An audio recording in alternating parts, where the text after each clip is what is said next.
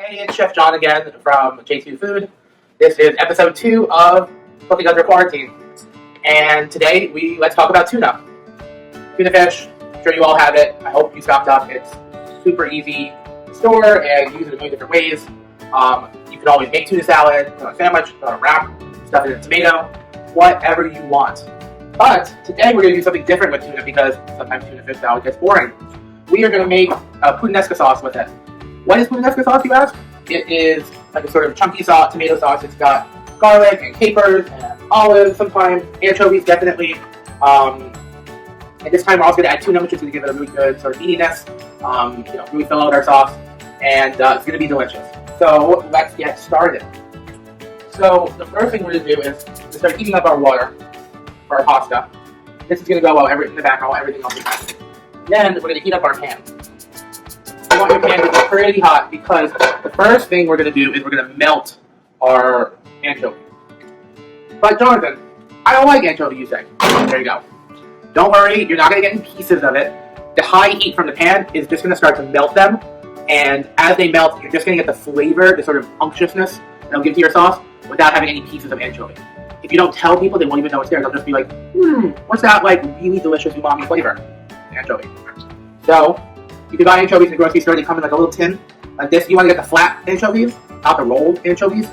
The rolled anchovies take a much longer time to break down. If you get those, don't worry. You can always give it a quick chop with your knife, or you can put it in a little food processor, or what have you.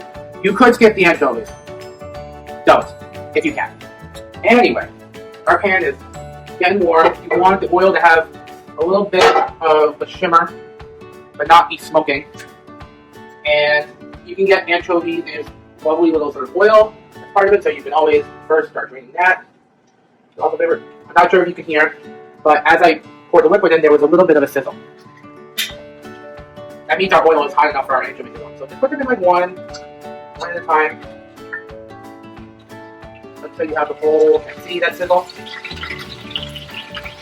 And the rest of the oil, the bud, and coming. And we're going to get a nice sizzle. Give it a swirl. Let that go for a bit. Let's let it flatter a little bit. Don't be afraid. You know, we'll use a little bit if you want. See how they're already starting to break down? I like to use a wooden spoon for these kind of dishes because they're not going to affect the flavor at all like by working with a metal spoon. And there's no chance that they're melting from the high heat. So, let it keep going. It'll keep doing its thing.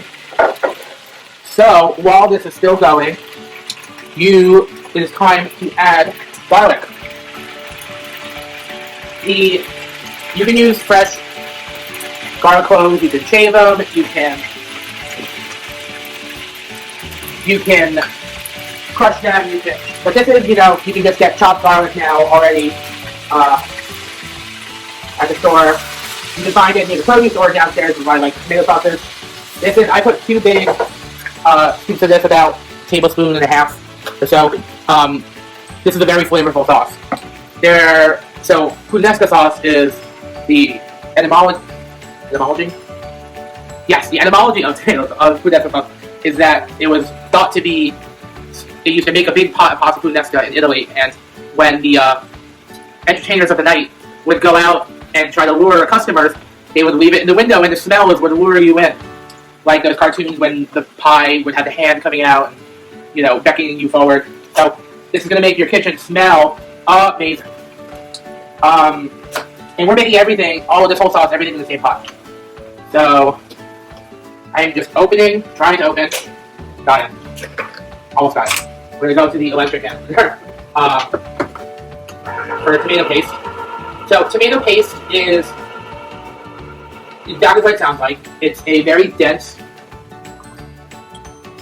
it's a very sharp tip can. So it's exactly what it sounds like. It is a really thick paste of tomatoes. It doesn't have a lot of flavor, but it will really give the base of your sauce a lot of like that sort of tomatoey flavor. You have to cook it down because it's really concentrated and it's going to taste like a can of tomatoes. And nobody wants that sort of metallic taste in their sauce. So just put it in there, start letting it melt into. See how our garlic is so quickly. Our garlic is nice and golden brown. Our anchovies have melted. So this is delicious. So while that's going, we're going to start adding our herbs. Why do you add the herbs now? Because you want it to infuse and perfume the sauce, and we're going to build our layers of flavor. So we're just going to put some. I like mine spicy, so I'm putting a bunch.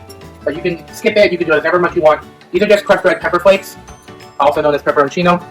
They're really great for sauces. Put it on your pizza. Hide your best in a bottle in the spice aisle, or hoard it when the pizza delivery guy comes. This is oregano. I usually like dried herbs, fresh herbs.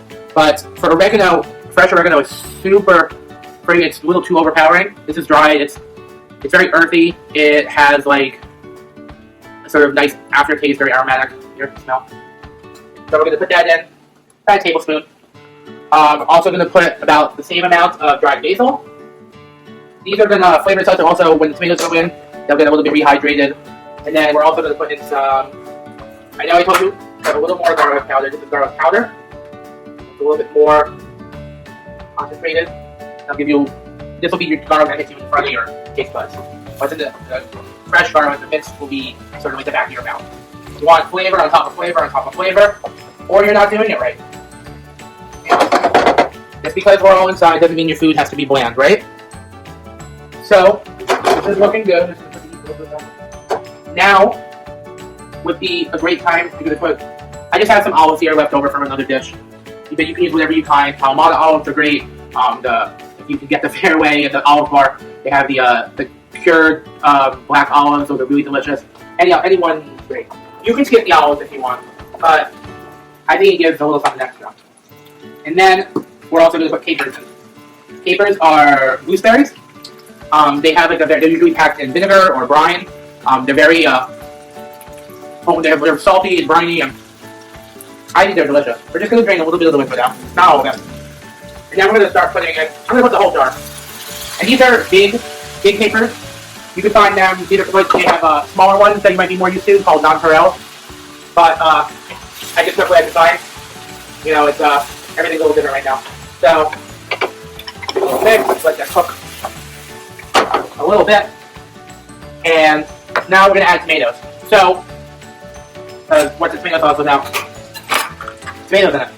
I'm using canned tomatoes, which we're trying to use up stuff in our pantry, stuff that lasts long, which is great. I'm going to put a little bit of, don't want to waste any of this tomato liquid, so I'm going to put a little bit of water swirled around, get all the rest of our tomatoes. Perfect. You can certainly use your favorite jarred marinara sauce or box tomatoes. You can even, sometimes if I do this in the summer, I will take fresh tomatoes, like cherry tomatoes or wonderful raw tomatoes, and I'll roast them with just olive oil, salt, pepper, garlic in the oven until they burst. And then I'll use that for my sauce. That's really delicious. But this is super easy. So we're at this point. Looks like sauce, right? It's not there yet. What are we going to do now? We're going to wait. So our sauce is doing really nice things here. It's bubbling a little bit, which is what you want. You want like a low simmer. You don't want it boiling. I'm just going to cover it. This is a wonderful sauce splatter screen. You could buy one on Amazon or Williams Sonoma or any kitchen supply store, even though hardware stores have it. Basics Plus maybe. So while this is going, we are going to go to our pasta water. So our pasta water, which is sitting in the background here, is at a rolling boil, which is what you want. If you put your pasta in when it's not boiling, it's gonna cook too long, and it'll get either gummy or it just won't be good. So you want rolling boil. And you also want to salt your water. Is at a rolling boil. We add salt, because salt, we added a lot of salt, there was another handful before this. Salt not only flavors the pasta and helps it not stick together, but the seasoned pasta water will also be adding a little bit to our sauce later to help bring it together and thicken it up with the starch that we use off the pasta. So add your pasta. I'm just using spaghetti. I think you should use any pasta you like. I think a long noodle is better for this dish because it's a thick sauce and you want something where you can take your fork and really twirl it all together. But you can use anything you can use. Penne, ziti, whatever you're comfortable with. We're also gonna open our tuna and get it ready to add to our sauce because that is the whole point. So I'm just draining it. This is I just got, the chunk white albacore. It's in water. You can use tuna in oil, tuna in water, fancy tuna, real tuna, I guess, if you want to. Anything is fine. It's gonna be good. It's gonna just add like a lovely meatiness to your sauce and lots of protein. And you'll feel good that you used it, So drain it a little bit. Now we're gonna add it right into our sauce. Just give it a little bit of a mixy mix. It's gonna start absorbing flavor and be delicious.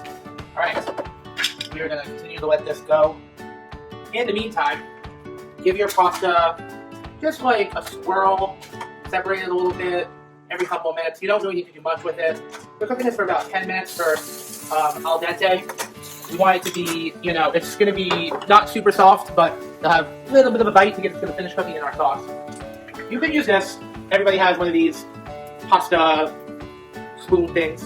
I don't know what the technical term is, which is fine. But I always take a pair of tongs. Always one of the best tools in the kitchen. It's really good for pasta to separate it out. You can just grab it. It's really good for flipping food or veggies, or you can bring it outside using it for barbecue. You can toss salad, serve salad, everything. So while our pasta is cooking and our sauce is doing lovely reducing, let's talk about tuna. What are some of your ideas for tuna dishes? Always want to know. I am a big fan of just a tuna sandwich. A little bit of mayo, a little bit of Dijon, chopped celery, salt, pepper, tuna, done. If you want to be fancy, you can stuff it in you can hollow out a tomato, put it in there. It's like you're at a country club. You can make tuna burgers.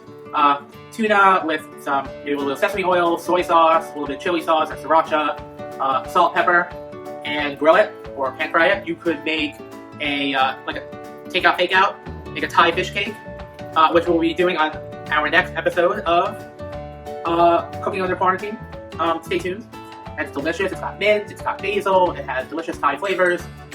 You'll feel like you're outside. We can take tuna and stuff it inside of a vegetable and then bake it. We could do whatever you want with tuna. It is fully versatile. It sits on your shelf for years and it's still fine. So let's go back. Let's check on our sauce a little bit. Look how good it is. The tuna has sort of thickened it up. It's changed color a little bit. You just want to stir it. Don't worry if you feel like there's a little bit of olive oil floating around. When the pasta goes in later, it's all going to be one homogeneous mixture. But for now, doesn't that look good? It can be delicious. I wish there was smell-o-vision. You can smell it's garlicky and earthy and briny and just all sorts of deliciousness. Everything that you sort of secretly love, like your guilty sort of wonderful pleasure. Guilty pleasure flavors, they're all in this one. So our pasta water has been cooking for about 10 minutes. It's, we'll do a little best way to gauge if it's ready. Take a strand. Yeah, I have a little bite. So we're going to start taking our pasta directly from the water into the sauce. You don't have to do this way. I just think it's easier, and it also, you want a little bit of that pasta water. Remember, it's seasoned with salt, which will therefore season our sauce a little more, even though the sauce is already a little salty and briny from the capers and the anchovies and olives. But notice we didn't add any actual salt, which I usually do, because of this step. So, get all the pasta out of there. You can always drain it, but if you're draining it, remember, in a colander or something, remember to save a little bit of the pasta water. I'm using a can that we had the tomatoes in. Taking a little bit of it, maybe about a cup, because we're going to need this to marry our sauce together with our pasta. So you just want to finish it off, 2 minutes. We are going to just finish cooking our pasta in the sauce. The flavor of the sauce will finish flavoring the pasta. Add a little bit of our pasta water. If we need some more later, if it's too thick, loosen it up. Don't do this at home if you're not comfortable, but if you are, with both hands, be very confident and give it a little flip. And it just helps you. Otherwise, you can just do this with 2 spoons, a pair of tongs, 1 spoon if you want, however you want. See how that the sauce and the pasta are coming together? Look at all the chunky stuff. It's going to be delicious.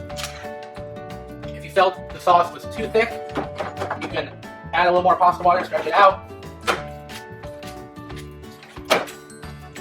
This looks great. I want to say this is done. Turn the heat off. Go. So now you're going to get a nice bowl. Go to our lovely little pasta bowls. Give yourself a generous portion. Don't need to be fancy. This is not a fancy schmancy dish, but it's very tasty. Go. Take some of the chunky stuff from the bottom. That's where all the flavor is. All around. There you go. You can add some herbs to this if you have. You can add some Parmesan cheese. Usually, adding cheese and fish together is a huge culinary no-no. But who's gonna know you're all alone inside? So cheese, there's never enough cheese. So, buon appetito. This is pasta puttanesca with tuna puttanesca. Alright, stay tuned for more episodes of Cooking Under Quarantine coming up later this week. Bye!